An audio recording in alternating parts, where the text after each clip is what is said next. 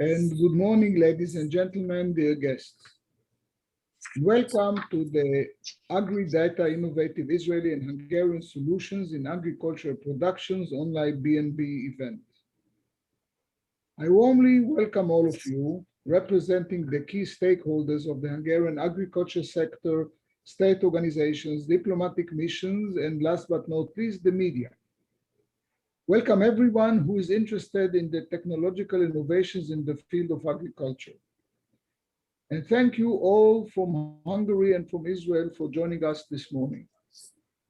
We gathered here today because there is a global problem that affects us all. This is the climate change. And to those who still has any doubt about it, I think that watching TV over the last few days about what's happening in Europe, the flash floods in Germany, Belgium, and what's happening this morning here in Budapest, will leave no doubt even in the minds of those who still doubt whether there is a climate change. But climate change and agriculture, ladies and gentlemen, are interconnected. They go together and both are taking place on global scale. Whether we are in Israel or in Hungary, we can see the changes in the climate and the agriculture as well, almost on a daily basis. There are changes in the average temperatures. There are extreme climate phenomena such as heavy rainfalls or huge forest fires. New pests and diseases damage the agriculture. Experts forecast drastic changes in crop production and animal husbandry as imminent results. Ladies and gentlemen, the good news are that there is a variety of tools that can reduce the risk of negative climate change impact on agriculture.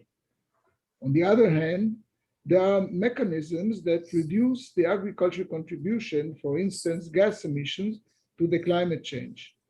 And technology helps both ways. As you might know, Israel is a major player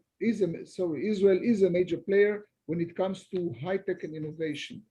Israel, the biblical land of milk and honey, has become a global technological powerhouse in less than 70 years. Advanced technology has contributed a lot to Israel's achievements in agriculture. Israel's agricultural success is a lesson to learn. I do not want to get into the details because our next speaker, Mr. Yair Wolovich, will reveal how Israel has become a leader in agricultural innovation. But let me at least mention some milestones. Israel has traveled very fast to make itself independent in food production. About 7 decades ago, Israel just wanted to produce enough food for its people. That time, over half of Israel's saline soil was arid or semi-arid. Only 20% of the total land was arable. By now, Israel tripled the territory used for farming. Its production also multiplied by around 16 times since then. And today, Israel is the only country in the world where the desert is still deceding. In the 1970s, Israel had many troubles with water. We suffered from a chronic water shortage for years. By today, about 86% of the Israeli household wastewater is recycled for agricultural use. Israel has solved its problem with drinking water as well by a combination of water management and environmental friendly desalination plants. And due to the constant innovation in agriculture, Israel produces almost all of its own food. It grows fruits, vegetables, and wheat, and breeds fish even in the desert. With no doubt, Israel feeds several parts of the world. Israeli lemons, apples, apricots, grapes, peaches, mangoes, plums, dates, melons, etc. represent the highest international standards. The Jaffa orange, the thin-skinned, seedless, and very sweet mandarin, and the colorful cherry tomatoes are some examples of what Israel has contributed to the world well-being. So Israel is a major exporter not only of fresh products, but also of agricultural technologies. And most of the Israeli innovations, ladies and gentlemen, were born out of necessity. Israel had to develop technology to beat the heat and the dry lands infertility. One of the first Israeli innovations was the drip irrigation, and I'm sure that all of you are familiar with it, and you do not need me to explain how it works or what are the significance of this system. I'm here to draw your attention to advanced Israeli technologies that may help you to make the operation of your farms more effective in general and in these stormy days in particular. The upcoming speakers will introduce you a platform that manages agriculture operations from A to Z. You can learn more about the cutting-edge technology for early-stage detection of diseases. Finally, yet importantly, a precision irrigation decision support system will be introduced as well. The agriculture capabilities and technologies of Israel are open sources, and they are available to you and to everyone. We are happy to share our recipes and maybe our secret ingredients with all those who are interested. This is the reason why the Israeli Embassy in Budapest and the Israeli Expert Institute sought for the partnership of the National Chamber of Agriculture of Hungary and the Institute of Foreign Affairs and Trade to host together this conference. And I thank them for their professional and friendly partnership. With this event, we initiate a B2B forum for the Israeli and Hungarian stakeholders of agriculture to cooperate with each other, to share their expertise and innovation with each other, form joint ventures, launch businesses together, and so on. There are many ways to work and cooperate for the benefit of all. At the same time, we would like to promote the academic cooperation as well. As my time is already up, ladies and gentlemen, I'm honored to pass the virtual floor now to Mr. Balázs Győrffy, President of the National Chamber of Agriculture of Hungary, and take the opportunity to thank Mr. Győrffy for his openness to cooperate and further expand the good Israeli-Hungarian relations. Thank you very much and enjoy the seminar. Ambassador, thank you for your opening remarks. Let me welcome our next speaker, Mr. Balázs Győrffy, President of the Hungarian Chamber of Agriculture. Mr. Győrffy, please deliver your greetings. Tisztelettel köszöntök mindenkit. Úgy tudom, hogy van tolmácsolás, úgyhogy ha szabad, akkor magyarul osztanám meg a gondolataimat a jelenlevőkkel. Üdvözlöm Önöket a közös programunkon, amit az izraeli nagykövetséggel szerveztek a magyar szervezetek. Ugye ennek a konferenciának a célja a vízgazdálkodási, valamint a korszerű termelési rendszereknek a megismertetése, illetve a bemutatása. Mindaz sokak által már ismert, a magyar kormány kiemelten kezeli az öntözésfejlesztés, ami a 22-es, 27-es tervezési időszakban a vidékfejlesztési program egyik meghatározott olyan prioritása, amire komoly forrásokat szeretnénk költeni. Azon kívül hazai forrásból is a következő 10 esztendőben 17 milliárd forint fog majd évente erre a célra allokálásra kerülni. Most, ha Izraelből nézzük ezt a kérdést, akkor lévén, hogy az Önök országa jelentős részben sivatagos, lehet, hogy indokolatlannak tűnik, hogy miért kell Magyarországon ilyen komoly erőforrásokat az öntözésfejlesztésre fordítani, hiszen a magyarországi adottságok azért alapvetően nem rosszak. Ugyanakkor azt kell látnunk, hogy egyre gyakoribbak a szélsőséges időjárási viszonyok, ennek az elmúlt napokban láttuk is sajnos a példáját. Ennek következtében aztán hol belvízzel, hol jéggel, de sajnos leginkább azt látjuk mezőgazdasági szemszögből, hogy asszályjal kell megküzdenünk. Tehát az öntözésfejlesztés az egy megkerülhetetlen feladatunká vált az elmúlt időszakban. Ahhoz, hogy versenyképesek lehessünk mezőgazdasági szinten, tehát megkerülhetetlen, nélkülözhetetlen a termőföldeknek az öntözése. Ezért is erős bennünk a kíváncsiság és a nyitottság is, hogy az izraeli öntözési gyakorlatok hogy működnek, hisz köztudomású, hogy egy olyan ország, ami vízhiányos, Izrael nagyon hatékonyan és nagyon innovatívan kezeli az öntözés és a vízgazdálkodásnak a kérdését. Az öntözésfejlesztés vonatkozásában tehát tanulságosak lehetnek számunkra azok a megoldások, gondolok itt különösen az okos megoldásokra, aminek segítségével takarékos, talajműveléssel, természetes technológiával jelentős hozamokat érhetünk el. Ugye itt van például a csöpögtetős öntözéses rendszer, amivel jelentősen lehetne javítani a magyarországi termelékenységi adatokat is. Az izraeli mezőgazdasági modell, ahogy látjuk, a legújabb tudományos kutatásokra és technológiai fejlesztésekre és ezek használatára koncentrál, ugyanakkor ki kell emelni a hatékony állami szerepvállást is. Számunkra ez a modell abszolút példaértékű, hisz a magyar kormány részéről is látjuk azt az elkötelezettséget, aminek következtében lehetőségünk van arra, hogy az agrárium egy dinamikus lendületet vegyen Magyarországon, vagy inkább azt mondanám, hogy az a fejlődés, ami az elmúlt időszakban jellemző volt, az fennmaradjon, sőt, még egy szintet lépni is tudjon.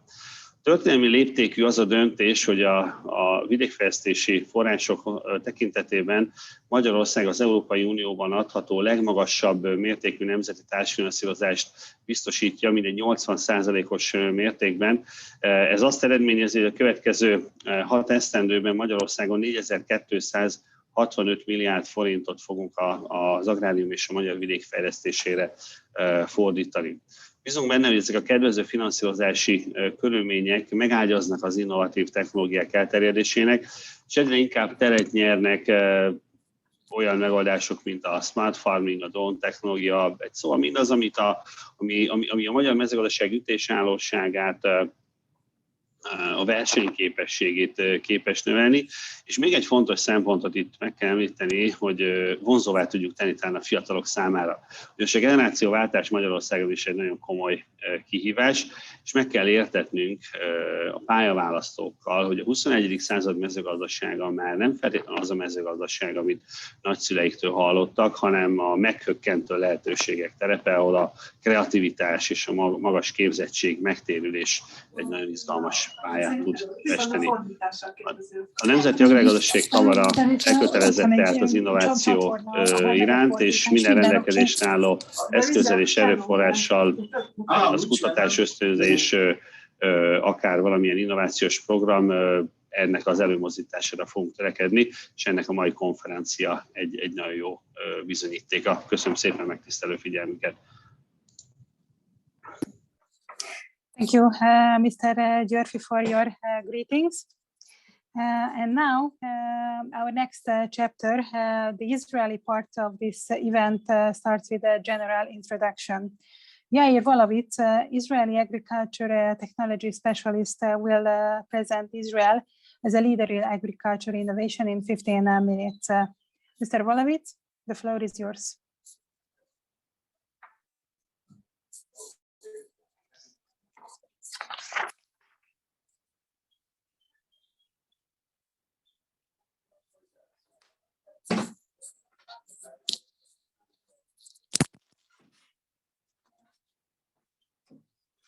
The technologies in Israel in agriculture. I do business development and marketing strategy consultancy for agriculture companies around the world. I am a recognized consultant by both the Israeli Ministry of Economy and the Israeli Export and International Cooperation Institute of Israel. I am currently also an external examiner of the for Israeli agriculture, energy, cyber, and medical device for the Ministry of Economy, and my feedback is crucial for the decision which companies to subsidize. Prior, I worked in the largest irrigation companies, one of the 2 largest drip irrigation companies in the world, as the product and the category manager of drip irrigation. Worked in one of the 2 biggest crop protection companies in the world, and seed company. I was a marketing manager, and I have a first and second degree in agriculture, and I did a lot of more studies. So this is me. A little bit about Israel. So Israel's population, about 9 million people. Country size, about 22,000 kilometers. We speak Hebrew. We also have English, and most of the people speak English, Russian, and Arabic. Most people are Jewish, about 74%. Capital is Jerusalem. We have 9 universities, 52 colleges. Birth rate is around 3 kids per for family, mid-age 30, and most of the population is living in the cities, so around 93%. GDP is $44,000 per capita. About agriculture in Israel. So agriculture, the land size is around 22,000 square meter. Agriculture in 1948 was only 7.6% of the country. Now it's 20% of the country, where irrigated area in Israel consists about 43%. So almost half of our area is actually irrigated, whereas 60% of our land is desert. So the south part of Israel is actually desert. Where in the north, actually in the most northeastern part, we would have a snowy mountain. So we would have also weather which is more similar to Hungary. Water desalination. Today we are desalinating about 40% of the total water use in Israel. Wastewater we use about 86%. 40% of that is used for agriculture. Agriculture production value $9.4 billion, where 60% is crops that we consume and export, and 40% is animals, mostly consumed in Israel. Food security, 91% of the fruit and vegetable are actually grown and used here in Israel. And the employment in agriculture is declining. It declined from 2.5% in 1999 to a little bit less than 1% today. So there's a lot of high tech going in, and that means that we need less people working. So this is a good thing. We're also called Startup Nation. Israel has more than 6,500 active tech startups, one startup per 1,400 people, which is 14 times more than in Europe. So we are a very, very innovative oriented country. 70% of the startups are located 3 to 4 kilometers around my house in Tel Aviv, where I live. And we have 370 multinational corporations active in Israel. The AgTech companies, as of 2021, we have 515 AgTech companies, which is a lot. 21 companies are public companies and traded in the stock exchange market. 123 are in smart farming. 28 of those are in robotics. 21 AgTech companies source their technologies from academic institutions. And 90% of the AgTech companies are B2B. So most of the companies are B2B. 71% of the AgTech companies are fully commercialized with working products in the market. So, for example, the 3 companies that we'll talk today are companies that I personally examined, 2 of them, and one of them I'm currently consulting to. These are commercial companies, part of that 71% companies that are commercial. I will introduce you some companies which are the other 30%, which is companies that are innovative technologies that are currently built here in Israel and are created. A little bit about the ecosystem. There is 6 pillars of the Israeli disruptive innovation. So one is government and government support. Another one would be R&D and investments. The other is the military service. As we have compulsory military service, there's a lot of knowledge that companies bring from the service. Actually, one of the companies that we'll talk with you today, they brought their knowledge from the government. Venture capitals, accelerators and incubators, and multinational corporations. So these are the 6 pillars of the Israeli disruptive innovative, and the communication and connection and the assistance from all. Out of 617 venture capitals investors, 109 invest in ag-tech companies. So there's a lot of investments going to ag in Israel. And there's 8 multinational corporations that have their R&D center in Israel, dealing with agriculture technologies. 7 incubators dedicated to invest in and mentor agtech companies. And out of 116 accelerators, 12 accelerators already support agtech startups. So now I will show you 3 technologies that are actually being not commercial. 2 of them are not commercial yet. The third one is more R&D oriented. Of course, there's a lot of commercial companies I can demonstrate to you, but you're going to be presented. There's going to be 3 companies that are going to present themselves after my speech. So I will tell you. So this is, for example, a flying autonomous robot. So it knows how to, with the vision and the AI algorithm, it knows to identify apples that are ripe and to pick them. So it helps in areas where you want to save manpower or you don't have enough manpower. So this is not commercial. It was founded in 2016 and still looking for money and developing the technology. This is another company that different from, it's in the animal sector and different from many other competitors. There's around 200 companies in the world that are trying to actually identify the sex of the female or male to reduce the amount of time needed for incubation. But this company is actually the first company in the world that would actually change the gender.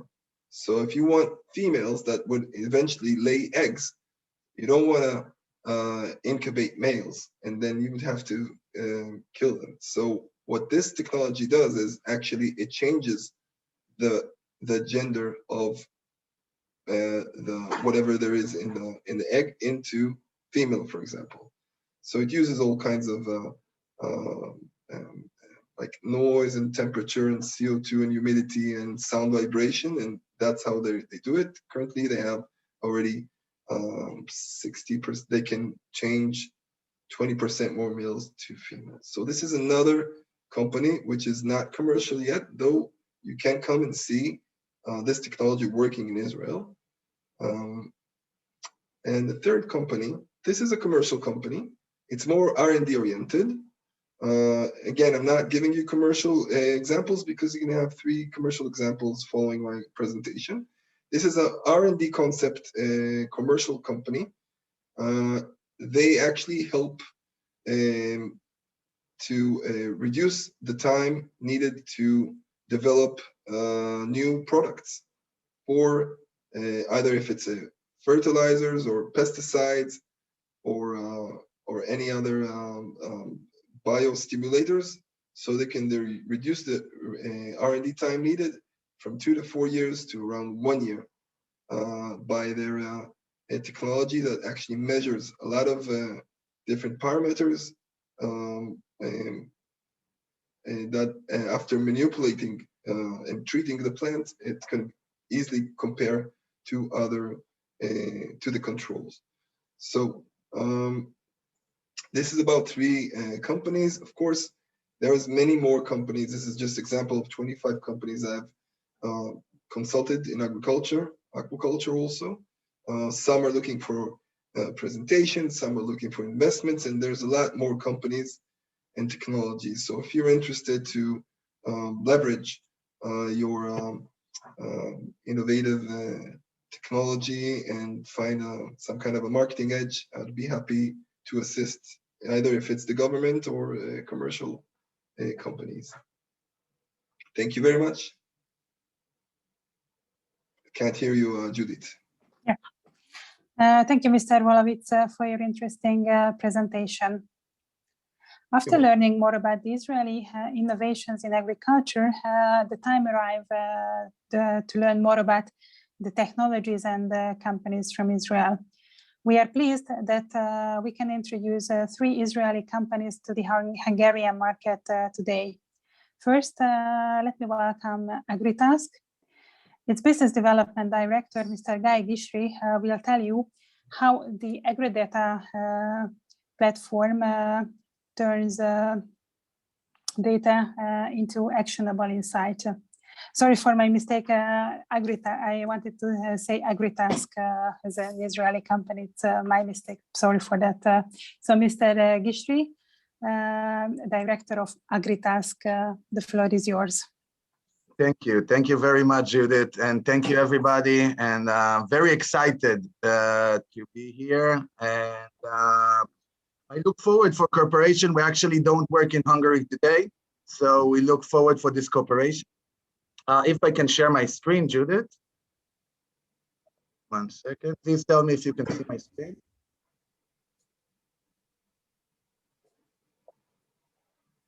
Yes? Yeah. Great. We can see you. Great.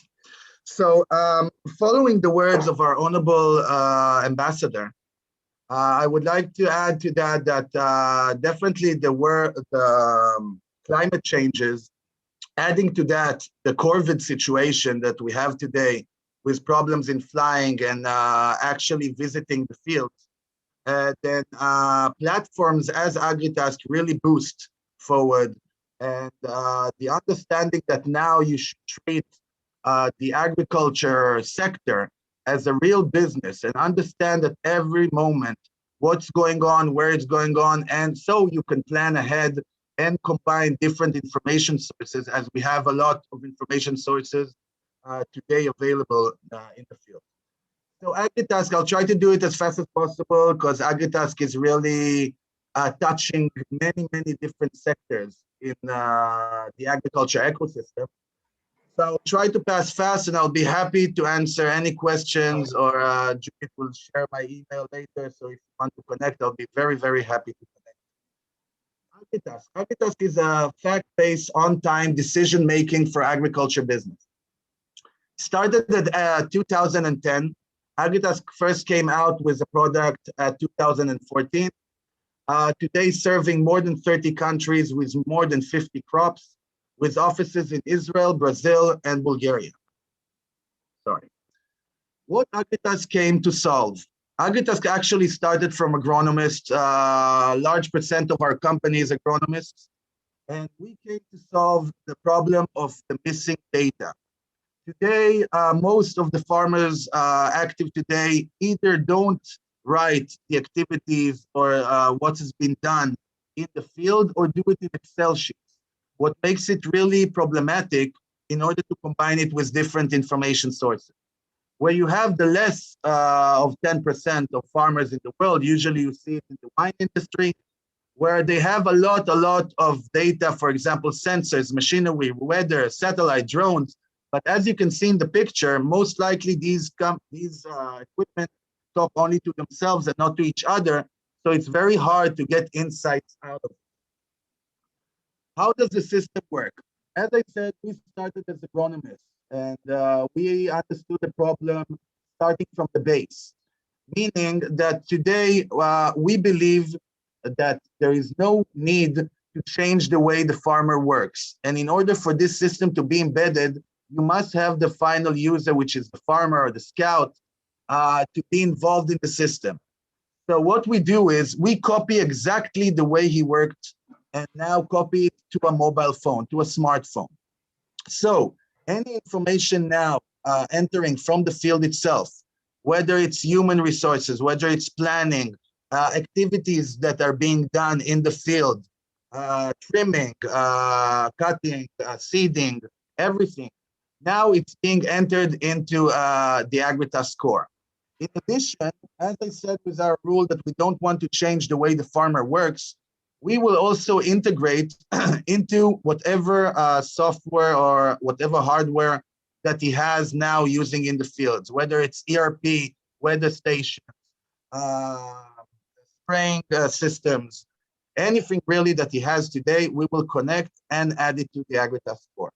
Last but not least, any additional information that the client has today, whether it's maps. If he doesn't have a weather station, we provide a virtual weather station that gives you the weather station today and a 15-day forecast.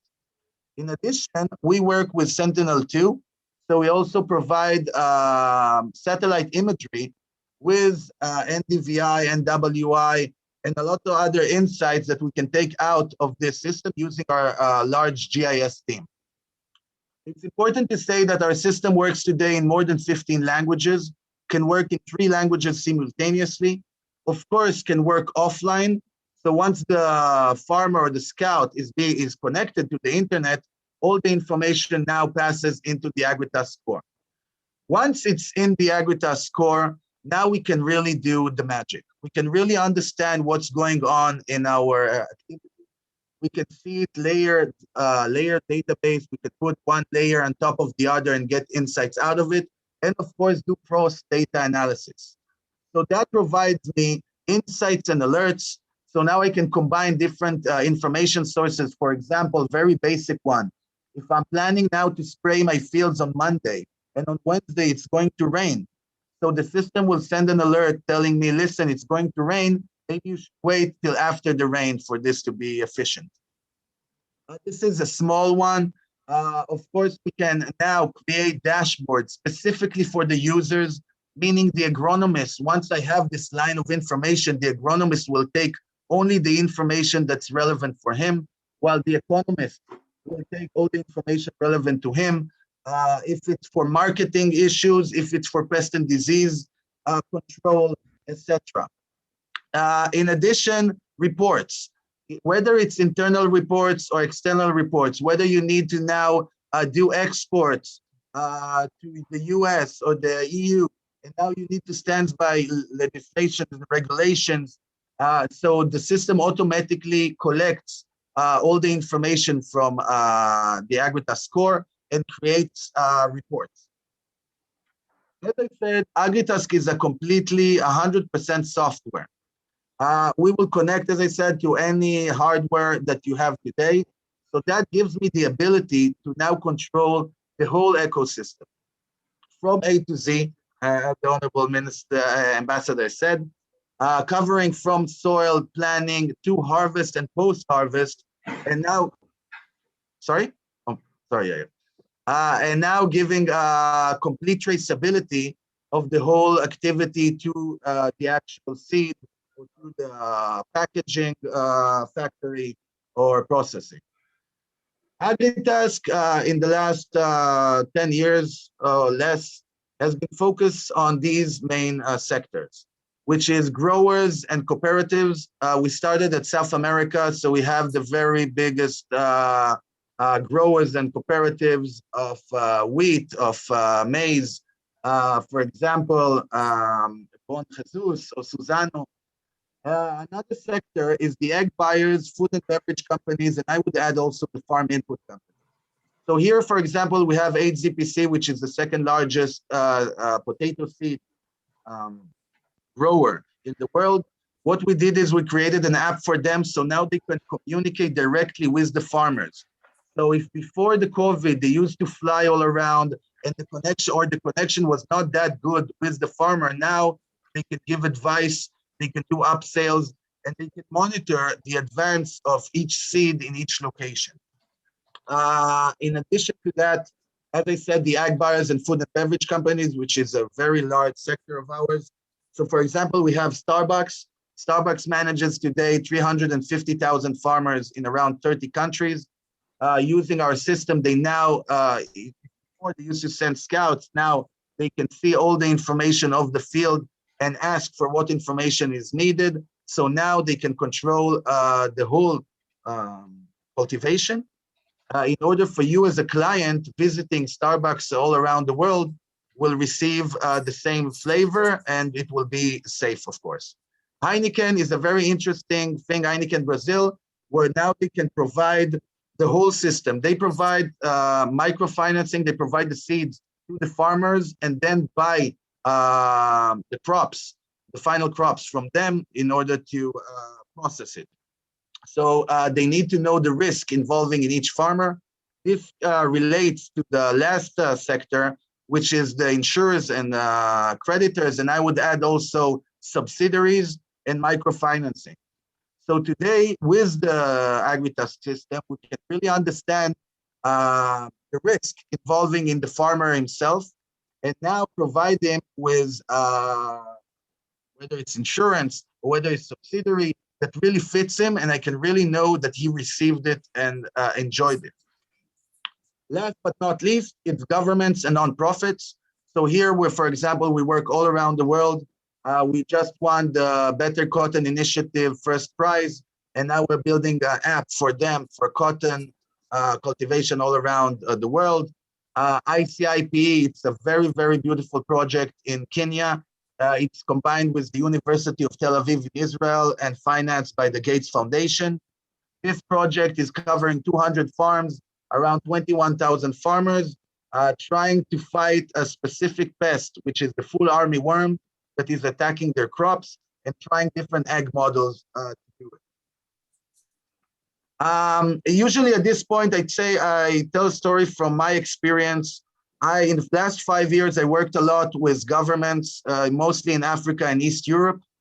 One specific government was very interested in pushing forward their cashew cultivation. The problem is, and you see it a lot in countries around the world, especially in developing countries, is that what's going on is people are coming with trucks and bikes and buying very cheap the products from the farmers and then smuggling it outside of the country. And as all of us know, most of the money in agriculture is in processing, the largest percentage. So what's going on is the farmers are getting very low paid. The government is not making forex out of this export. And in the end, everybody is losing. The point there was to go and visit the farms, the different farms that they have there, and find a location to build a factory, do the processing within the country, and by that pay more to the farmers and leave the forex within the country. After a 3-day tour to all the south of this country, unfortunately, with representative of the ministry, unfortunately, I didn't find no cashews. So that brought all the deal, that dropped all the deal. This gave an understanding, and this is why I actually joined the Agritask, is that you have a lot of points of interest for the agriculture, especially countries who are relying, their GDP is relying on agriculture, and most of their people are working in agriculture. It's very hard now to do harvest strategy, regional development, farm inputs, and microfinancing, and more when you don't really know what crops are grown, where are the farmers, what are the seasons, how much harvest is going to be, and who are the farmers specifically there. This brought me to the understanding that we should work on a national scale. So what we did is we developed a product now in order to do a national scale mapping and understanding of what's going on, then building a line of information that would serve firstly the government, which I think they're responsible and the owners of this information. They have the responsibility of taking care of the farmers and of the whole ecosystem and help them to push forward. So I truly believe that this should come from them, from the universities and up. The registration and mapping of the farmers, then using the mobile tools for field operation, data sourcing, adding from third-party services, integrating with data platform, and then customizing it for each unit within the government.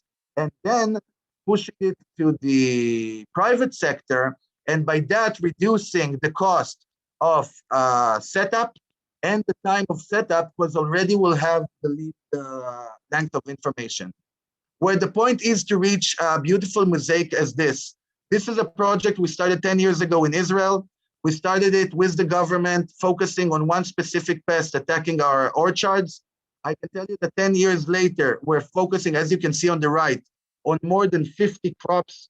And I must say that today, this is being paid by the farmers themselves, because the farmers understood the potential of using the system, and now they don't only use it for pest and disease control, but also use it for many different activities they do today. As I said, we can do it, work offline, of course, and we build a specific page for each screen, for each activity now being done in the farm, again, following the instructions of the farmer. So here is another beautiful way to combine information sources. Here you see satellite imagery combined with actual activity in the land. So now from the satellite, I can notice, if you will see the picture on the left, I can notice that there is a little bit of light green in the left corner of the field. that means that there is some kind of problem starting there, whether it's topographic problem, whether it's pest and disease, whether it's watering problems. Now, and maybe this even isn't noticed in the naked eye within the field. Now I can send my scout specifically to that place, and I will know he's visited there because the app will tell me, and tell him specific instructions of what to do, whether soil sampling or whether taking measurements or counting how many pests. And now you can combine it and see all this activity, and everything enters into the core, which we see in 2 screens. I can add any integrated data from third-party sources. So whether it's indigenous areas that you're not supposed to work in, or soil toxicity or land use, etc., everything can be added on the layers. So now we can reach the Mosaic with additional information that we can cut through BI tools. I can see what activity has been done in the field. I can divide it by colors, seeing what should I address first. I can see lab reports that have been come back. So now for future use, I can see really historical use and historical activity that has been done there, including of pictures even going 20 years back. As I said, we can build a specific dashboard for each user that can be evaluated, and that you can see all the most concrete and most severe things that he must need work on today, whether it's again the agronomist, the economist, or whoever. And in large, that's Agritask. I hope I did my time, Judith. And again, I'll be happy to answer any questions. We work today in many different countries, and we are trying to promote it with many different governments, especially, as I said, in Africa and East Europe. And we will love this cooperation. So thank you. Thank you, everybody, for your time. Mr. Gishri from Agritask, thank you for your interesting presentation. If a Hungarian company will contact you, we would like to contact you. We are happy to assist in this. The next Israeli company is AgroScout. If you would like to improve yield, reduce pesticide use, and increase your profit, this company is for you. The details will be revealed by Mr. Simcha Shor, CEO of AgroScout. Mr. Shor, please. Thank you. Good morning. Thank you for this opportunity. AgroScout is a journey I've set off 4 years ago after serving for more than 20 years in defense, where I worked a lot in data collection, data analytics, remote sensing, imagery, big data, artificial intelligence. And when I finished the service, I wanted to bring all of this to agriculture. So basically, in a sentence, what we're doing is bringing the finest agronomy to every farmer and every plant on the globe. We're empowering the farmer, the scouts, like we heard before, to be able, this is a utility for them, to collect the data, and for us to analyze the data for them, giving them inputs everywhere from planting to harvest. It's a software company, it's a SaaS company dealing mainly with disease and pests, but also with other agronomic problems that I'll present in a second. The main issue we want to help is farmers reduce the amount of chemicals they're using, at a time reduce the amount of disease, the impact of disease and pests on their fields. Where we do have good scouts, it can be reduced to 5%. The only challenge is that most of the billion hectares of the world don't have scouts to walk them, or don't have enough time to walk those fields, so they lose to those disease and pests.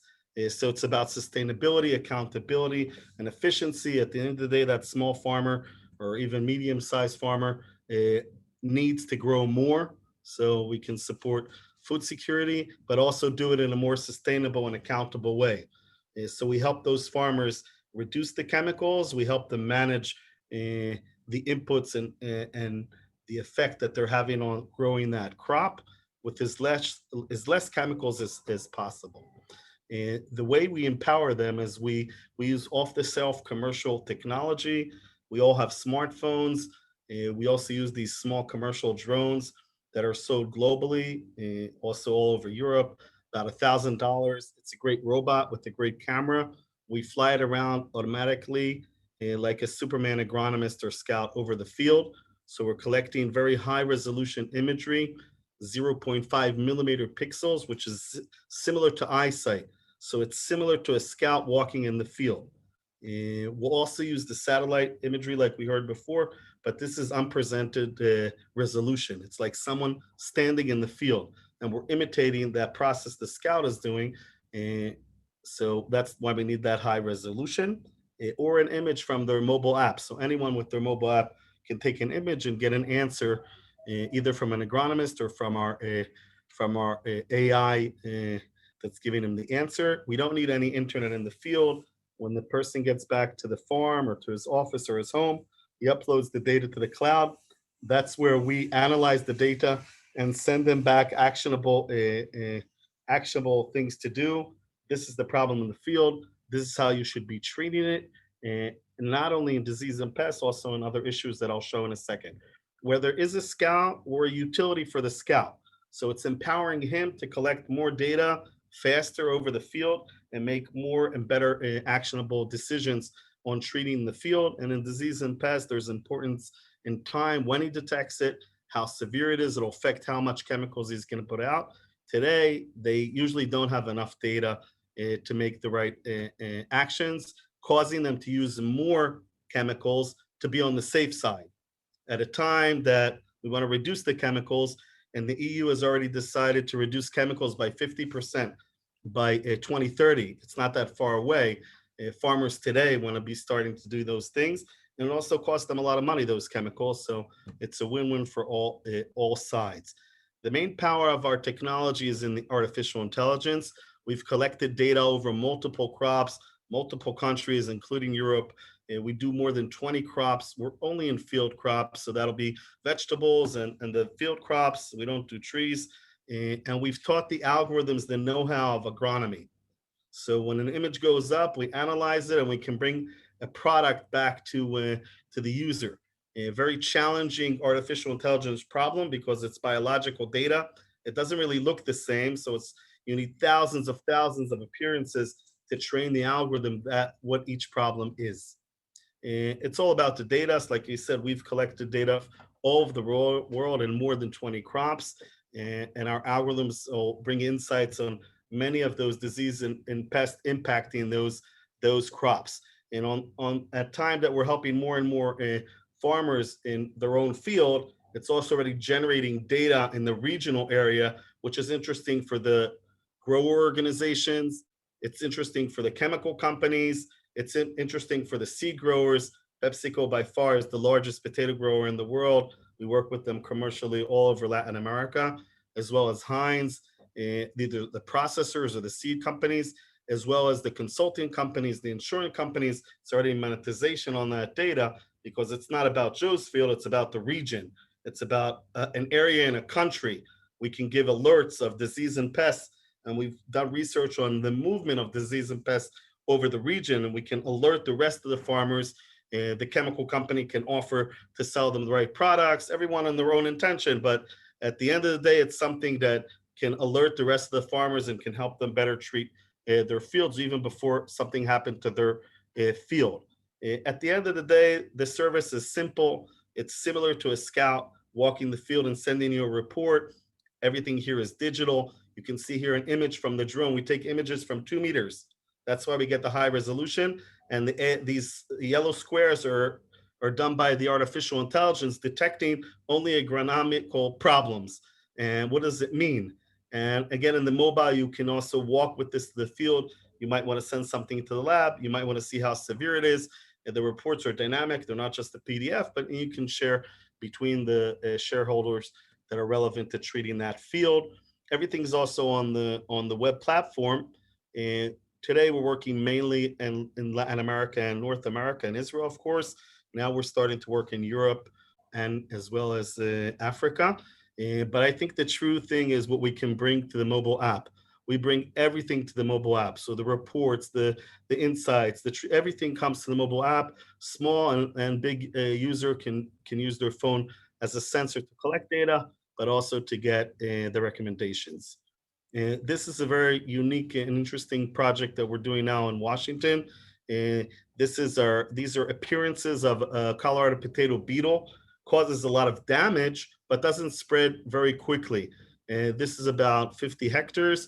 In this case, the farmer was able to skip one of the sprayings, already saving him a few $100s, but also putting out less chemicals. And when he did put out the chemical, he only put it out in the intensive area where we found the beetle and didn't spray the rest of the field. Today, we spray all the field, and the more chemicals. This is disrupting that and moving the farmers to a more precise, we're bringing precise intelligence of the field. We're enabling the farmers to do a more precise treatment, reducing dramatically the use of chemicals. It's not relevant for every disease and pest, but there are quite a bit that it's relevant for. Besides the disease and pests, we bring the farmers everything from Mosaic to stand count and other products that help them all the way from seeding all the way to harvest. I spoke about this. This is the Mosaic. It's a simple product. We fly automatically at 100 meters. That in 20 minutes will give you about, I'd say, 50 to 100 hectares, which allows the farmer just to see an overview of his field in a resolution that it can see where the problems are. We did this for the products that I'll show afterwards, but the farmers also like this product, and they like the ability to send out the drone whenever they want to and see how the field is coming along. And we did it for this product, the stand count.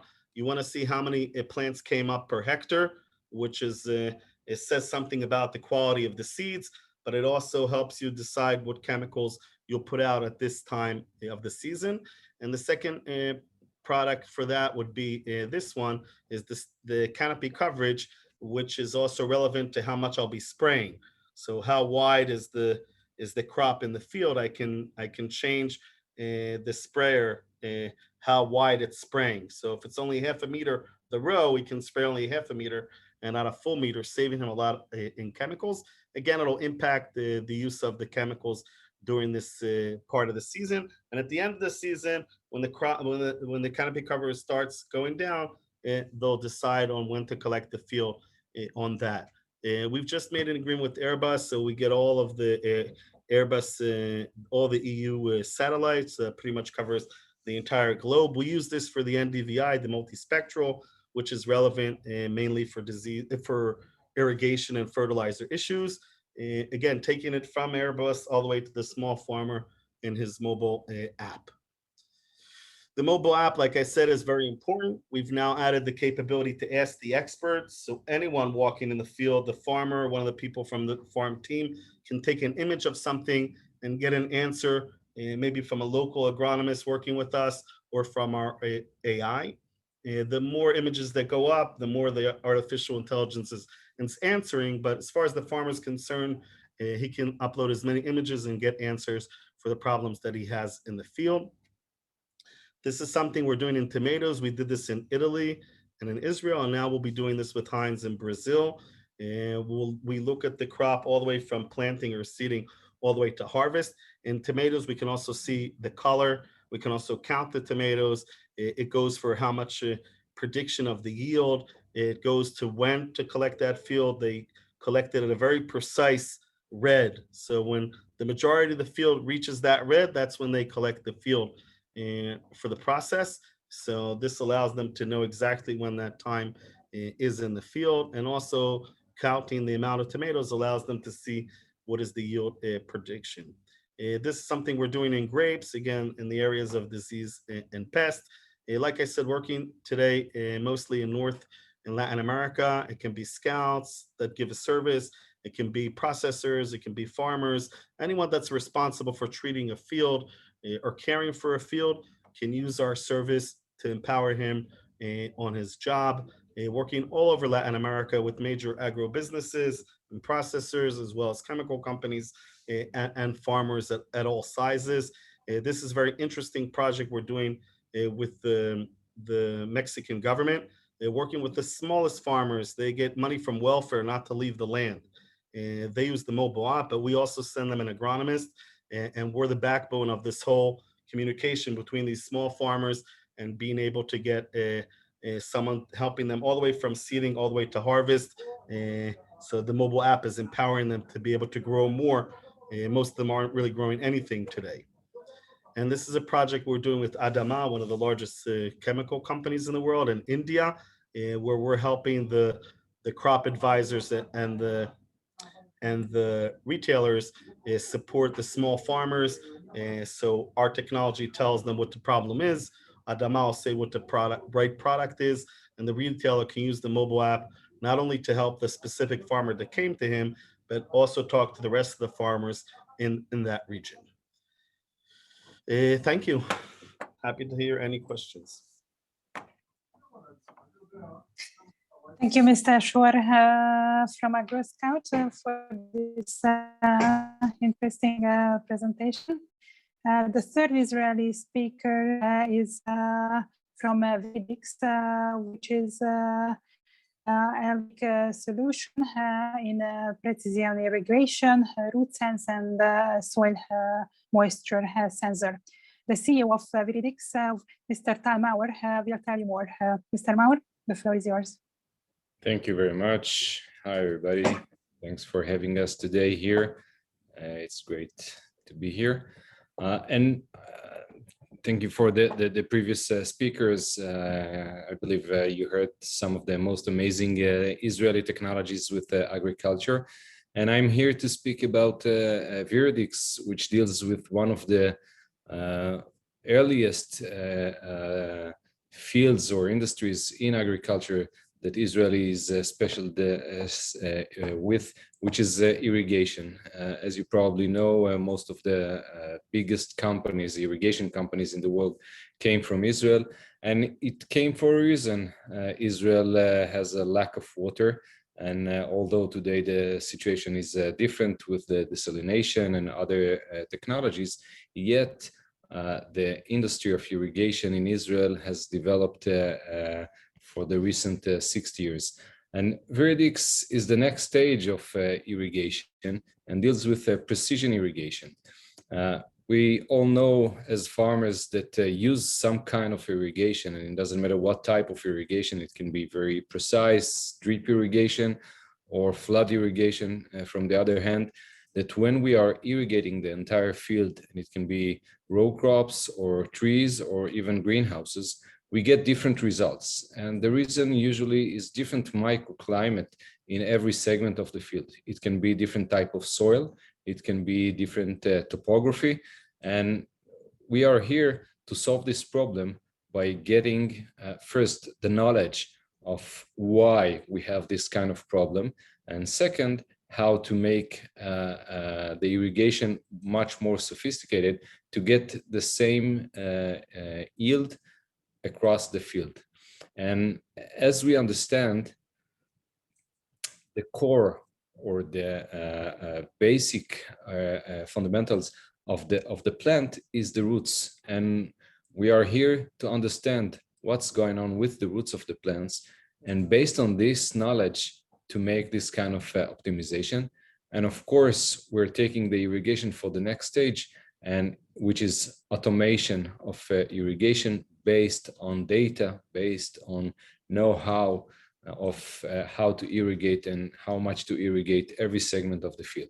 So what we need to solve this problem is, first, very accurate and relevant data. Second, since it's irrigation, we need to have this data in real time. And then we need to analyze the data in a very simple way and very user-friendly way and a scalable way. So we can implement any kind of technology in a large scale in our fields. And this is just a hint of the results of precising the irrigation. This is an example of one of our growers, and you can see on the right side of the right graph is a regular irrigation. By the way, this is an expert, an agronomist, a farmer that before he started using Veritex system, he already knew how to irrigate and how to manage his irrigation. And we can see that in the same period, he was irrigating 6 irrigation events on 1 week. And on the left side, we can see that once he starts using and understanding the roots of the plants, he used only one irrigation. It's a different segment of the field, one irrigation event in the same period of time. And the results of this is not just saving almost 80% of the water, which is the reason why Israel started to use precision irrigation back in time, but the results are also better yield, better quality, and better quantity. In this case, for example, and this is almost the average of our farmers, you can improve the yield, quality, and quantity by tens of percentage. So how we do this? Before, I want to explain one simple technical term, which is water potential. Water potential is the energy that the roots need to invest in order to absorb the water from the soil. So we don't really care how much water we have inside the soil. What we really care is how much water are available for the roots, because each soil type holds the water in a different way. So what we really care is the water potential. So in this case, for example, we can put the same plant in different type of soils, and we will irrigate with the same amount of water each one of the plants. One of them can thrive and the other can die. So if we know the water potential, probably we will irrigate each of the plants in with a different quantity of water, but they will get the same availability of water. And that's what we're doing in Veritex. So the core technology of the company is this sensor. We call it the rootance. It's actually an artificial root. It works, it acts exactly like the roots of the plants, and it can get us the water potential, the availability of water from the roots of the plants in real time. It can be installed in any soil type, any irrigation system, and it gets us all the data, all the relevant data to make this optimization. And one of the best things with this sensor is that it requires no maintenance and no calibration for years. So once you install it, you can get all the data, the relevant data in real time, and then start making the optimization in the field. This technology has developed supported by the Israeli Innovation Authority, and has been tested by all of the R&D centers, the agricultural R&D centers in Israel for years. And now it's been used with all the irrigation, the biggest irrigation companies in the world. On top of this sensor, we are adding any relevant data that's relevant for the irrigation. It can be other sources of data, hardware sources like sensors. It can be external sources like satellites or weather, or whatever data that's relevant for making the irrigation decision. And all the data transmitted with our own IoT solution directly to the cloud. And there, the farmers can understand what's going on in each of the field and making the optimization in a very simple way. You can use it with the web app or a mobile app, and making all the optimization in a very, very simple way. As I mentioned before, the system can work with any crop type, any irrigation system, and any soil type.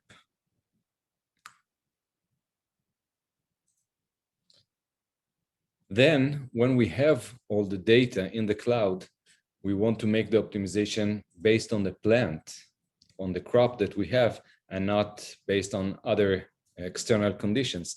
And we are making it in a very sophisticated but easy to use tools. The web app and the mobile app built for farmers. So you don't need to have an experienced agronomist in order to analyze the graphs or the data or to make very sophisticated decisions. All you need to do is just to set one threshold based on the water potential, meaning you are telling the system how much water you want to be available for the roots of a certain crop, and the system can implement the same policy, the same availability of water all across the fields. Each segment of the field will get different amount of water, but all the plants will get the same availability of the water, and that's where the optimization is. So it's very flexible. Everyone can get his own screen, his own dashboard. You can see only the highlights, or you can see only real-time alerts, and to act accordingly. Or you can drill down and analyze the data and understand how to improve the irrigation. And all these engines of analyzing the data are very sophisticated and based on AI and machine learning, which is analyzing the data for the farmers. But the farmer himself doesn't need to analyze the data and doesn't need to understand all these engines in the background. He just need to answer a few simple questions about his goals with the crops and with the irrigation, and the system will make the optimization for him. And from in the other side of the system, it can be connected to any other relevant systems. It can be software of any kind of farm management software, so you can send all the irrigation data to there and to see all the data in the relevant places. Or it can be connected to the irrigation controller and actually open and close the valves in the field according to the data and according to the decision based on the data from the Veritex system. So it can be just a decision support system, or it can be a system to analyze the data and get self-conclusions, or it can be a full autonomous irrigation solution that can work and implement the irrigation protocol all across the fields for different crops autonomously. And this is just very minor words of some of our customers. We're working all across Europe and Latin America, and usually farmers that start working with the system after a very short time says the same thing. Now they have eyes and ears in the field, in the soil, and now they are start to understand why and why is the reason for getting different results of yield in different areas of the field. And as we mentioned before, the uniformity or the lack of uniformity in the field, in the soil, it's something that we cannot see from above. Sometimes we feel that we have the same soil type all across the field, but once we install the sensors, we understand that the water are acting different in a different areas in the field. So let's keep on this.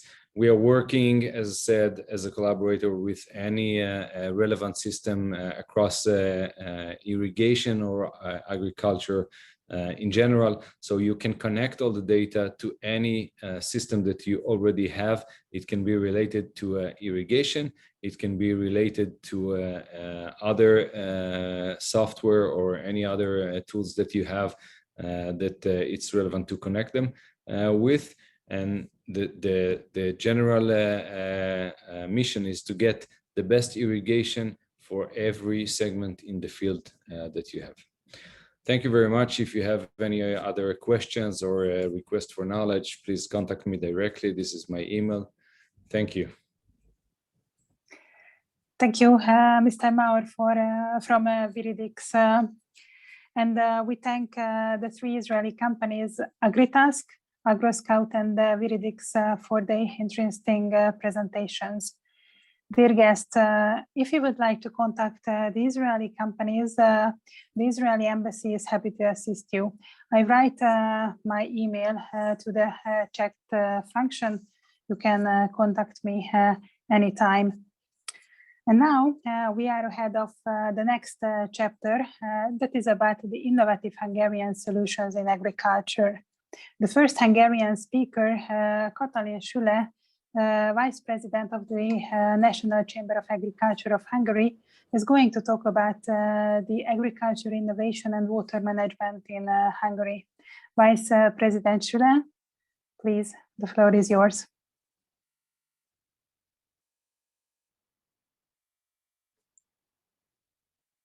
Thank you, and thank you for the invitation. Ladies and gentlemen, it is well known to all of us that the accelerating digitalization in recent decades has also reached agriculture. And one of the results of the last year and a half, the coronavirus epidemic, is that the use of digitalization devices has accelerated everywhere, with digital technology becoming the default in many areas of life and work. If we take into account the serious challenges that arise in daily farming, facing agriculture and the food industry, such as climate change and accelerating globalization, we can see that in order to overcome these challenges, we need creativity and new innovative solutions more than even before, both in terms of production efficiency and creation of new production and services. The process of globalization has rearranged the business environment of enterprises and the sources of competitive advantages. Businesses today can create these competitive advantages best through knowledge-based activities. Agriculture is currently one of the less digitalized sectors of the economy. However, digitalization and artificial intelligence and the use of new technologies are great trends for the sector. They increase of CNC strengthened competitiveness and reduce production risk. The Hungarian Chamber of Agriculture, representing nearly 400,000 members, considers a priority to have introduced and spread new innovative solutions in agriculture. To this end, it takes an active role in partnership cooperation in the field of research and innovation, such as the European Innovation Partnership for Agricultural Productivity and Sustainability. The Horizon 2020 program supporting EU research, development and innovation activities, the jury of the Hungarian Innovation Grand Prix, the I2 Connect project, the project for the development of advisory competencies supporting interactive innovation process, or as a funding member, it participates in the Hungarian drone coalition. I would also mention the Chamber's innovation program called the NOC Tech Lab, which support finding the most innovative solutions. Solution in the domestic agricultural sector and the food industry. With the help of our working group, digital information providers and technologies developers innovation, we provide our members with information about the technological innovation that agricultural digitalization entails. However, it is not too easy to change people's way of thinking and behaving about innovation. Today, due to the changing climate, farmers have to deal with increasingly extreme weather. In this fight, one of the most important areas for agriculture is the management of production resources and especially water. One of the most important changes that farmers are experiencing in practice is choosing the optimal time to work. In other words, the fact that it is becoming more and more difficult to set a suitable time for a work process, and it is more and more important to have appropriate and accurate information even within the field on the current status. It is important to find the most suitable irrigation technology and data in terms of territorial condition and weather needs of the plants, increasing efficiency while reducing costs. Innovation and knowledge and adaptation of international good practice are of great importance in this environment as well. In the second half of or even today, we would like to provide an insight into production and technological solution in Hungary, which we believe are exemplary both domestically and internationally. To bring such a new approach and solution to agriculture that can serve our farmers usefully from both the production and innovation side. At the same time, we hope that through the Israel companies that introduce themselves as well as the embassy, we will be able to find areas of cooperation that will bring further results. Thank you for your attention.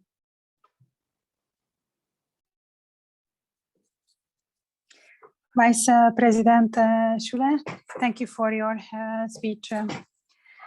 We are going back to the company speakers in order to learn more about the digital solution of 3 Hungarian companies, Kite, Bedrock Farm and Gremon Systems.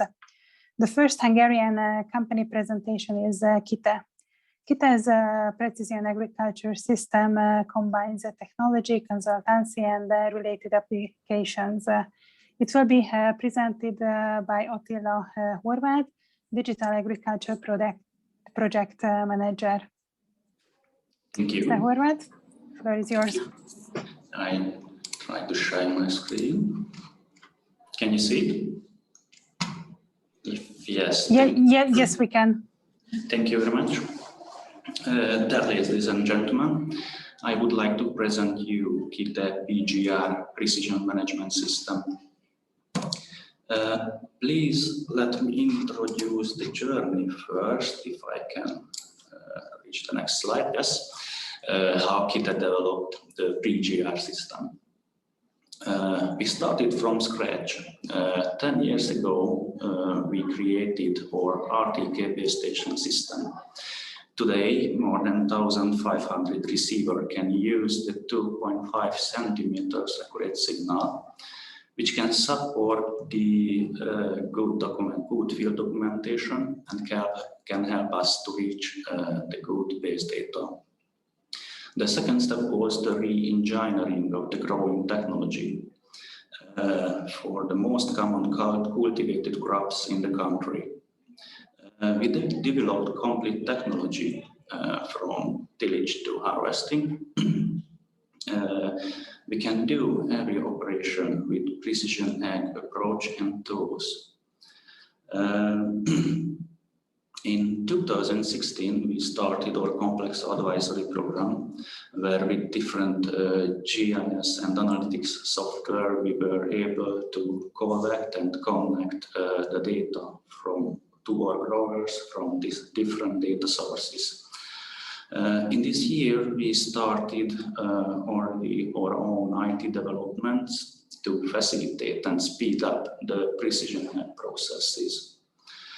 Last year, we started we launched the PGR system. So now we are able to give more complete and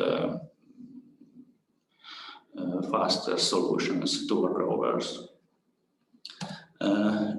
I just would like to show you some figures of our complex advisory program, how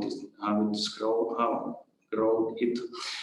Today we have more than 800 customers, and we are working on more than 200,000 hectares. To the better solution for our growers, we established in this year a new division in the company, a new directorate, the Priority Service Division, where we collected the whole precision tools and services from the company. Earlier, these were in different divisions, so now we can uniform a little bit the system. We have approximately 70 employees who are working in the advisory program, so we have a bigger team which can support our growers in the precision agriculture. What are the main features what we are waiting for our systems? We would like to use it in a large area. We would like to develop it continuously, and the most important thing that the system need to be easy to use. But sometimes the development and the using is not going in the same direction. So I think, or we think that the training is very important to our growers and to our advisors. We would like to use it economically for us, economically for our growers, and we would like to use it for extra profit. What are the capabilities, what we can do with the system? We can handle our precision soil sampling and analysis. We can increase the input usage efficiency, and we are able to do variable rate applications, and we can implement the precision ag tools, for example, automated steering guidance or yield maps or profit maps. In the center of the development is the crop at us. We already do experiments from the start of the Kita. We will be soon 50 years old company, so we have already more and more experiences. But every time we sell new products or solutions, first time we like to test it and try it. How does it work? Is this good for our growers, or it can give less yields than we selected these services? So in the center we can find in the Kita crop. The BGR system has three main areas: the precision technologies, the partner profit program, and the spread zone applications. In the partner profit program, we can provide service packages from 4 different levels. So every grower, every customer can find his level in these packages. We have standalone services like service auto drainage or irrigation planning, and we give in partner profit program the precision advisory to our customers. In spread zone, we have nearly 20 applications for various purposes, like use of the satellite imagery, or we can do machine optimization. We have apps for follow the precision soil sampling with RTK accuracy, and we can do nutrient management plans too. We have applications to follow our meteorological station system data or plant protection forecasts. And we can do different processes through the system, from the data upload to the building of the prescription maps. Our system, the BGR, can handle every data which can be found in precision agriculture. For example, we can use documentation data, or we can use online data from the machinery, or we can use external data sources like shapefiles. In the backend of the system, we can find strong hardware and strong software components. We are using Microsoft SQL Server and Azure ArcGIS for spatial data. Why we need this strong system to it? Because we can support our growers with analysis. And the second important thing why we need to do the analysis is because we can develop the systems better with this, and these can help us in support of the new the development of new algorithms. I would like to show you just an easy process which we can do with the system. we can use the satellite imagery and cut it over field boundary. We can take to the second, for example, the yield map, and after that we can calculate the Kita map, which is a productivity map for the field, and we can easily do management zones to soil sampling, and after that, after the nutrient management application, we can do the prescription maps, which can be sent directly to the tractors.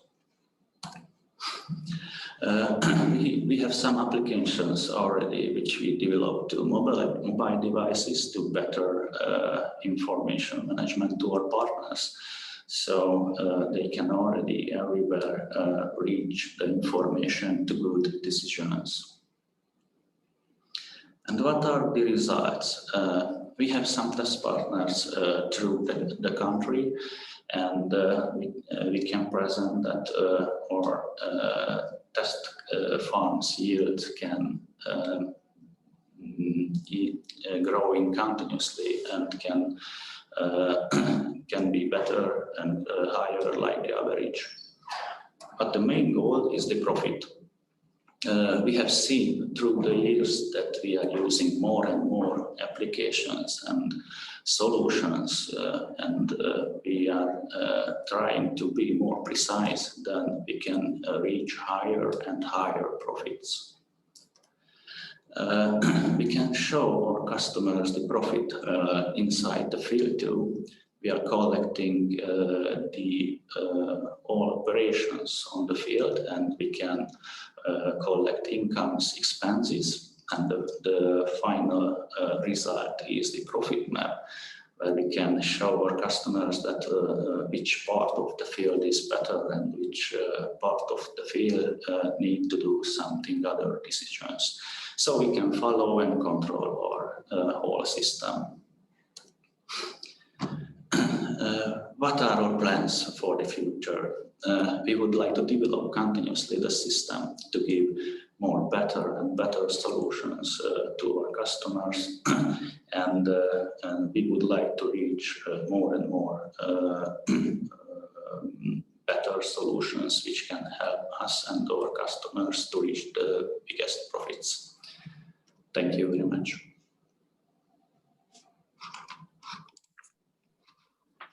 Mr. Horváth from Kita, thank you for your presentation. Bedrock Farm created a complete farm control platform.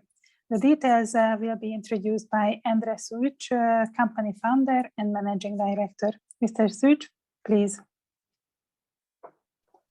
Thank you very much for this opportunity. Can you hear me? Yes, we can. Let me share my screen for you.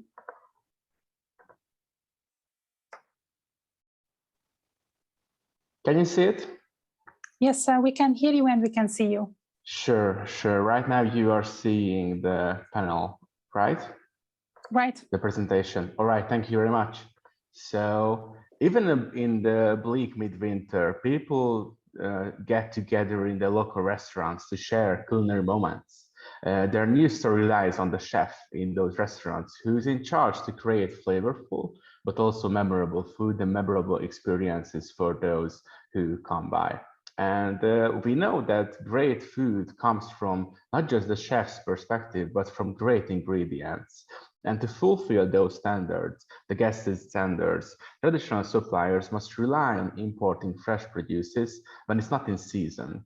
Sometimes when it's locally available too, as the weather makes farming unpredictable. And this unpredictability is not really suited for the HoReCa market. This reliance on faraway growing and production introduces costs and also risks to the chef's supply channel. To handle it, they must order more or maintain multiple sources to maintain predictability, as farming and traditional agriculture will always be unpredictable because it's based on the weather.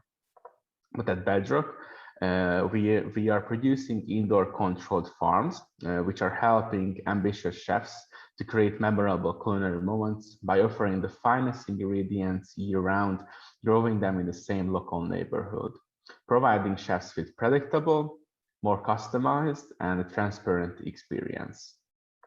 Our main segment is HoReCas, which is the short term for hotels, restaurants, and cafes.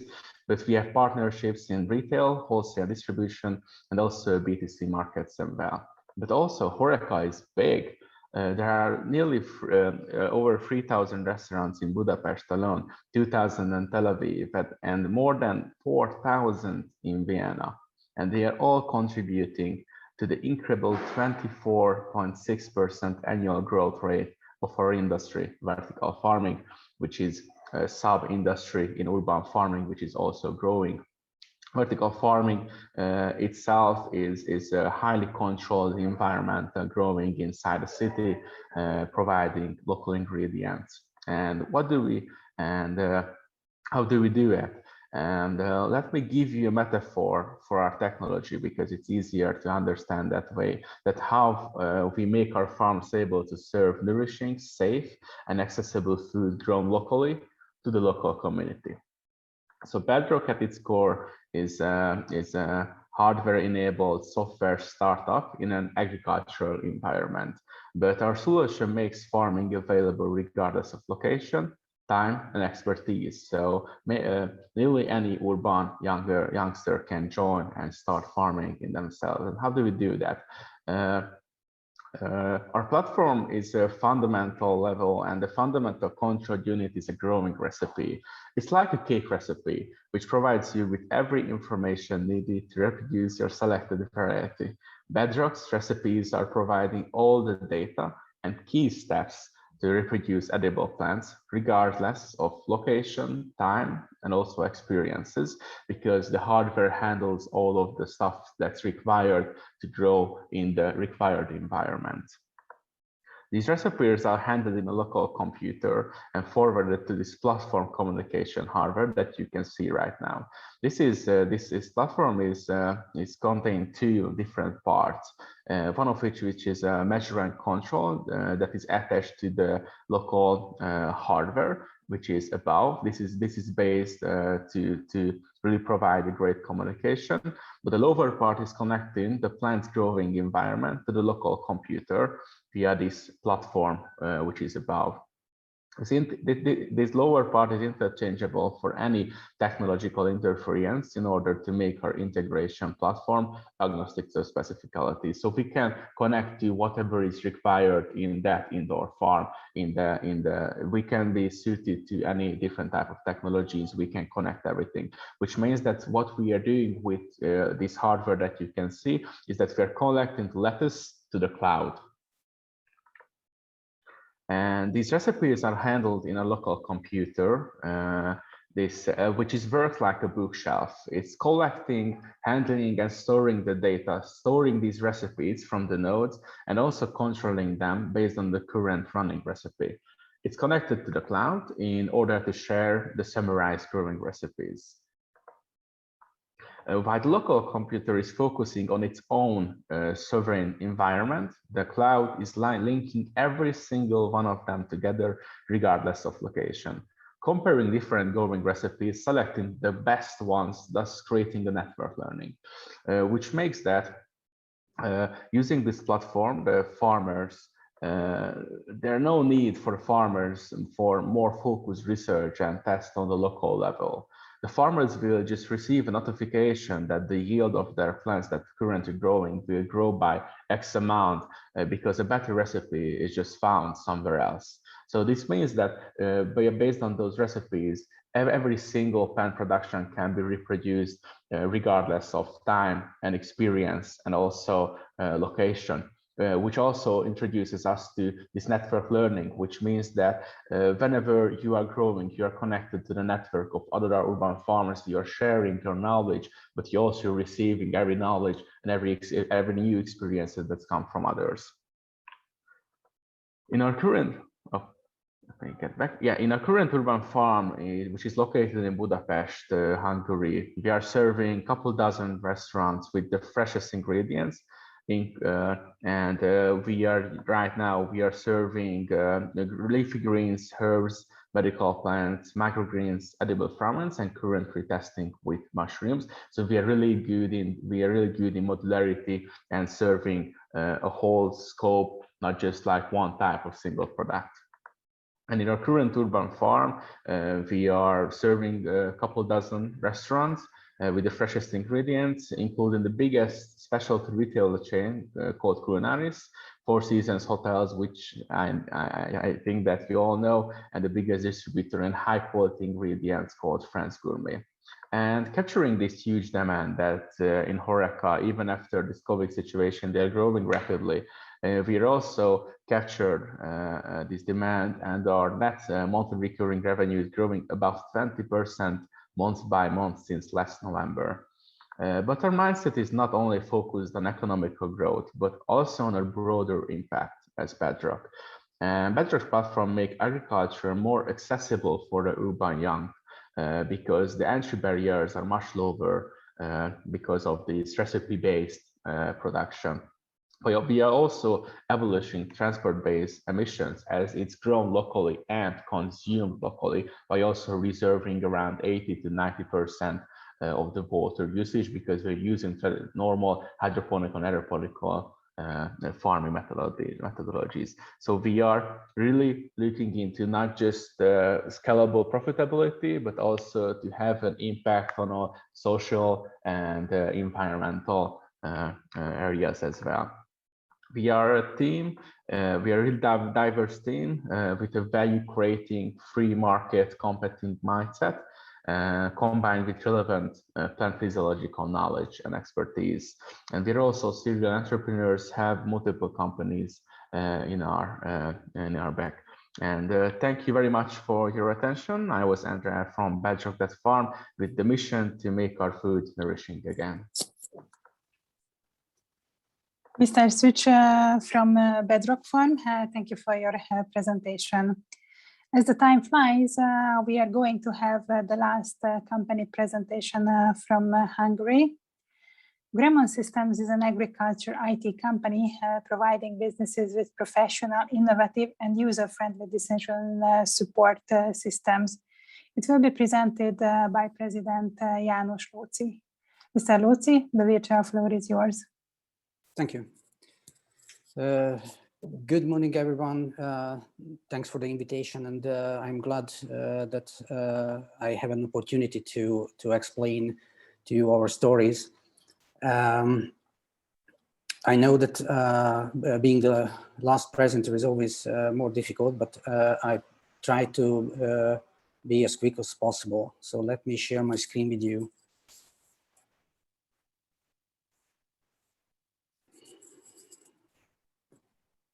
Good. I hope you can see that. Yes, we can. Okay. So first of all, we believe that data is going to be the new farmer. Gremon Systems is a company that focuses on greenhouse sector, and our goal, our mission is to be an important player on the data-driven growing concept as an autonomous greenhouse solution. We identified, let's say, different problems. These are, let's say, that profitability is really important, and in order to increase the profitability, we have to take care about ecological footprint as well. So we have to control that. So how can we do that? First, we need to be able to save cost, energy, labor, other input materials. But fruit waste is also an issue most of the cases, because foreseeing, let's say, the production is not easy. And next to that, we need to be able to increase the production, and not just the production, but also the efficiency. Next to that, we have also realized that nowadays, if you look around all greenhouse companies, new projects are bigger and bigger, but there are less professionals who can control, who can manage huge greenhouses. So the remote support is really necessary. Let's see, our answers to those problems are different. First of all, we understood that the profitability really depends on efficiency. So we have developed a solution that can measure plant growth efficiency or evaporation efficiency in real time. And we know, based on our data analysis, what parameters, what climate parameters can really influence those factors. We are the company that has real huge amount of data about plant reactions, because one of our solution is just like a Fitbit for plants that we can use in order to control plant activity. Grammon is a typical startup company, although we have already established the company 8 years ago already. And we have different kind of solutions using, let's say, the highest technological level in every cases. We have well-validated products, having customers in more than 26 countries.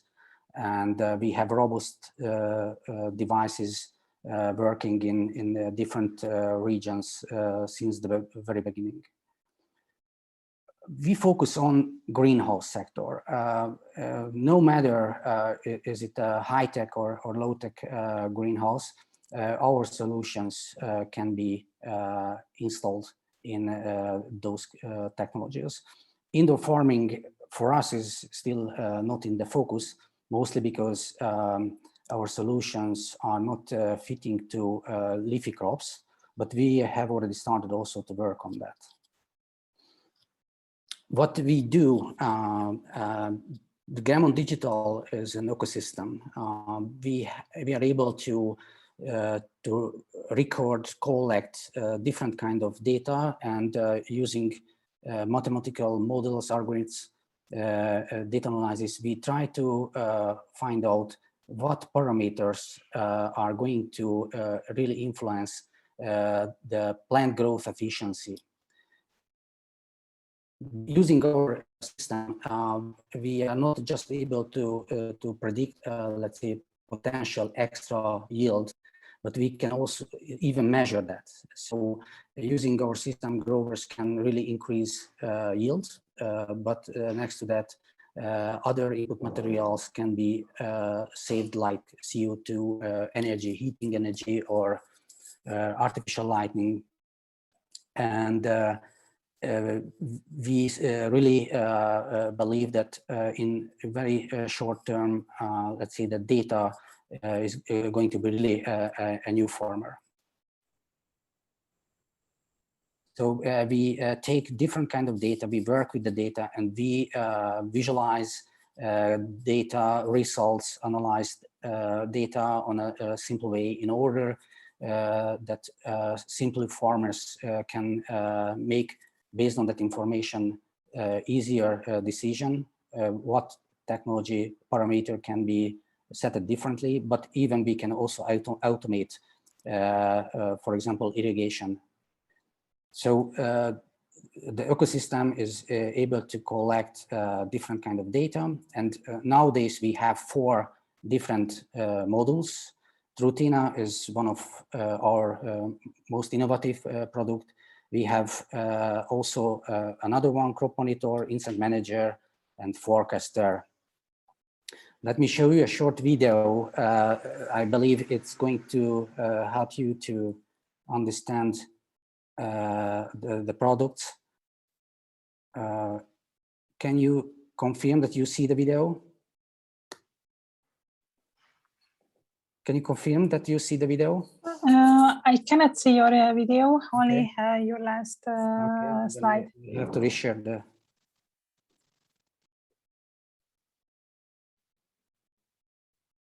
Just a minute.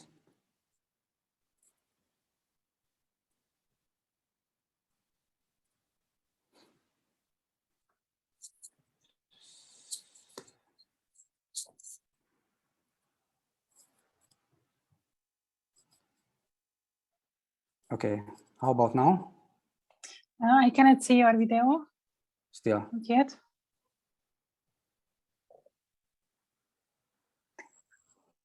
Okay, if it's not working.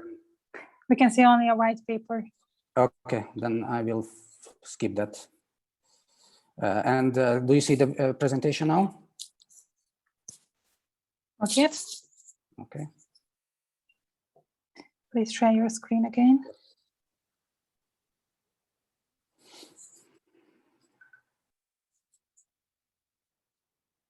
Now we can see. Okay. And this is the video, sorry. This is the video, yeah, exactly. Yeah. So we have solutions for high-tech and low-tech greenhouses. Those logos are representing the different products. Trutina is the first, the most innovative. Based on plant weight relative changes, we can have many useful information about plant activity, like water uptake speed, light use efficiency, evaporation efficiency, and many interesting parameters that gives information about plant activity. This is really crucial because most of the cases you can control climate by using different sensors, but plant activity is really important to see how plants feel under certain conditions. We have the same solution for soil sector as well. And next to that, Insight Manager is a labor monitoring solution. So you can digitalize every task that you need to do in the greenhouse, and you can use that data and you can control the labor efficiency as well. And there is two different kind of products. The first was the mobile version, and this is the fixed terminal version that is fitting mostly to the highest tech greenhouses. The mobile version is used by low tech sector mostly. And the last product is, let's say, the crop monitor and the forecaster. So you can digitalize some plant parameter, and based on that, you can control the plant balance, how vegetative, degenerative are the plants.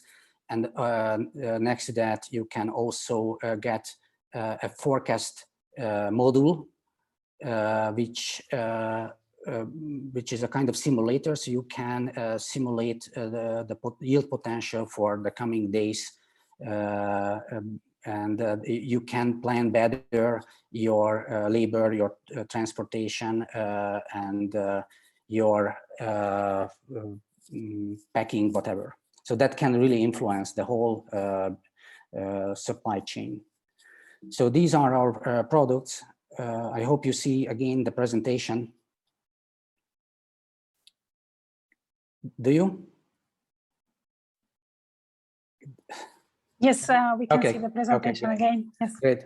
So these are the products, and our company are working worldwide. So we have huge customers in Europe, of course, in most of the countries, but we have customers in China, Russia, Japan, or even Mexico, Chile. So we are proud that that technology is fitting to all the greenhouse sectors. We have important strategical partners, mostly, let's say, the companies who are working in the same sector, so the data-driven growing sector. They are coming from the Netherlands, but we have potential partner in Japan, Fujitsu, or even in Hungary, Tungsram, for example. So thank you for your attention. I hope I was quick enough, but if you have any further question then on these availabilities, you can reach me anytime. Thank you. Thank you, Mr. Lóczy from Grumman Systems. And thank you to all speakers for the inspiring presentations from Israel and from Hungary as well. It was a pleasure to learn more about your technologies. Before closing this event, I would like to ask Mr. Márton Ugrósdy, Director of the Hungarian Institute of Foreign Affairs and Trade, to summarize shortly this event with his closing remarks. Mr. Ugrósdy, please tell us your closing remarks. Thank you very much. It is a great pleasure to be part of this event today. And I've learned a lot. I have to be honest, the last time I was dealing with topics in agriculture was about 20 years ago when I had to do a translation job on irrigation. And I had to realize that the technology and how things are being done right now has changed significantly.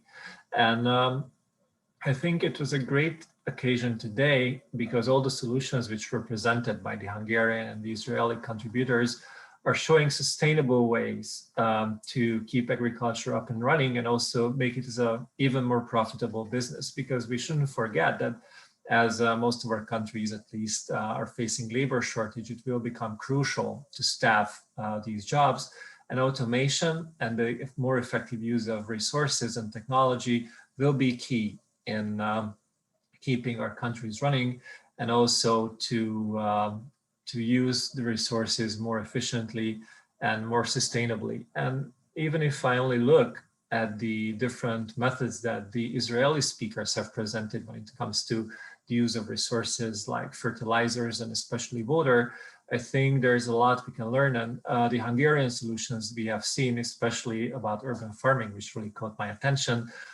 was something which is truly remarkable and shows the way forward when it comes to the future of agriculture.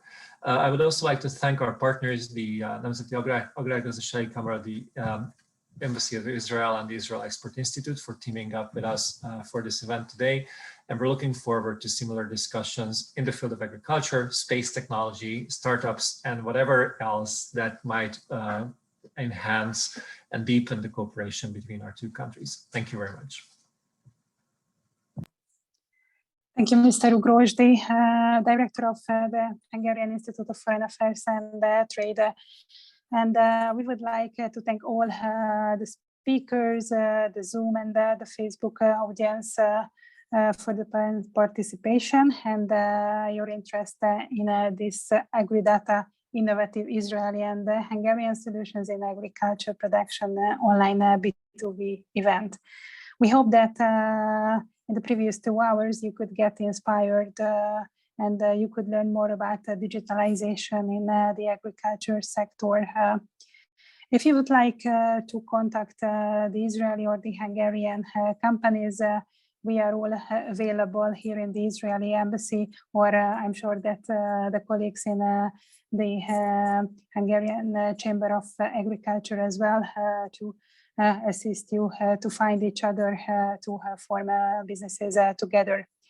So thank you again, and stay safe and have a nice day. Goodbye.